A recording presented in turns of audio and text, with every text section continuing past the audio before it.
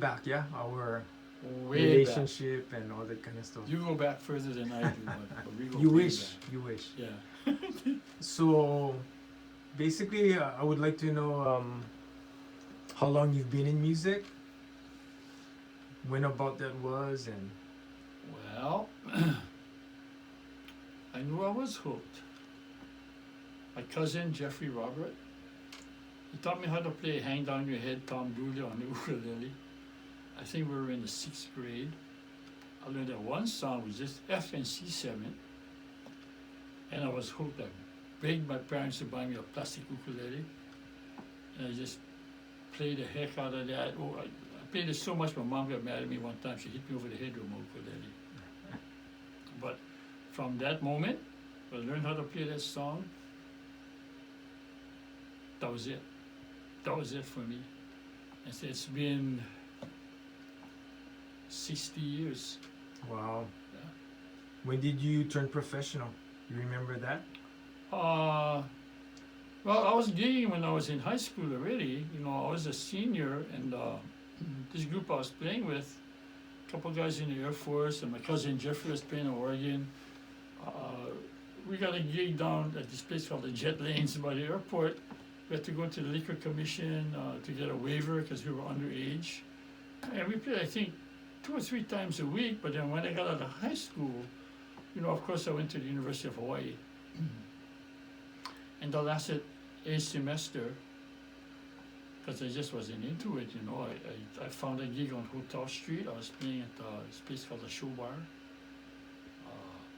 We were playing at 9 at night to 3 in the morning, and I was underage, but they didn't care. You know, the proprietors were, there was this lady named Princess Pahu and her boyfriend, Derek, and they didn't care if I was underage. So I was working from 9 at night to 3 in the morning, making $30 a night, and I thought, this is it, man, I made it, you know. And I couldn't understand why my dad was so upset when I dropped out of college to do that.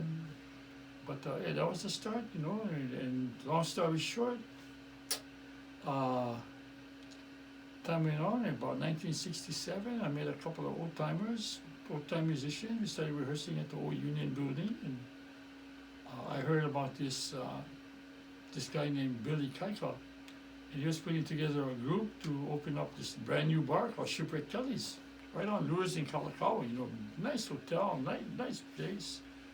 And I auditioned with him.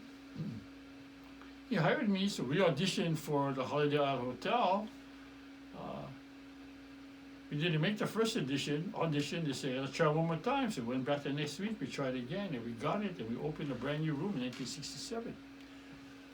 Working 6 nights a week, you know. I was 18 years old, working 6 nights a week, making $200 a week. I thought, this is it, man, you know. And that led to, we did a live album for Makaha Records in, I think, 1968. By 1969, things weren't going so good with the group, you know. There were some internal problems and stuff, and I knew I couldn't stay. And I got an offer from Ivor Kinamaka to go play with him. And he was playing opposite Don Ho down at Duka Hanamoku's, and Don would finish his last downbeat, I think about 12:30 at night, and then we would start playing. So our gig was like 1 in the morning to 3 in the morning, you know. And so I left Bill, and I joined Iva 1969. I stayed with him until about 1975, 1976. From there, I worked with Melvine for a while till she got pregnant. Show folded. So lucky, just as the show folded, Loyal called me up, asked me if I wanted to audition for her. So I played with her for a few months, and then I ran into you again, and I hooked up with Al Harrington. You know, I played for Audrey Myers for 2 years, and with Al Harrington for a while, until I found out that, I got in the fire department, and I thought that was it. I thought I was going to hang up my guitar. I got in the fire department. A few years went by. I met a couple other musicians, and we formed a group called Hale Ahi. And I tell you, that was so much fun. And we opened up Aloha Week on the steps of Iolani Palace. I mean, how crazy is that, you know? Went all over, went to Australia with the Casimeros. They took us with them. We did a show down there, and kind of did that until about 1990, and ran into Loyal again. So she asked me if I wanted to play part time with her, and I said sure. Me and his two other firemen, me, Ed Gabriel, and Billy Bemis. We played with her. We traveled with her, and we stayed with her until her death in I think 2001.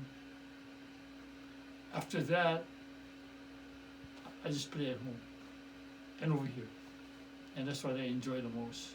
Play at home. You know, I don't enjoy going out and playing. Last place I want to be is in a bar playing my guitar. I'd rather be at home, you know, playing my guitar. Over here with you guys, playing my guitar. And that's what I do nowadays. And I think that's what I'm going to do until it's time for me to check out. You know, probably the same thing you're going to be doing until it's time for you to go too, you know. So that's kind of it. Just the whole ball of wax. Cool. You covered pretty much your musical history. Well, I wanted to ask you, in light of that, anything else, moments or situations that really stand out for you? well, you know, I was fireman for 28 years, yeah. And I gotta tell you, that's the best thing I ever did. The best thing that ever happened for me when I got in the fire department, because it just opened up a whole new life for me, and the experiences I've had in the fire service, just unreal. There's nothing that could compare to that, you know. And I tell you, from the first day I started, July 1st, 1980, from my first day on the job until today, you know, I'm still proud to have been a fireman. You know, so that's been a real big part of my life. So I feel really lucky, you know. I got to be a fireman. I got to ride on a fire truck. I still get to play my guitar. You know, so it's a pretty good trip for now. When you look back, especially at this stage in your life, because we're talking about music, what has music meant to you? What has it been for you? It's been everything. Everything. Life without music, I can't comprehend that.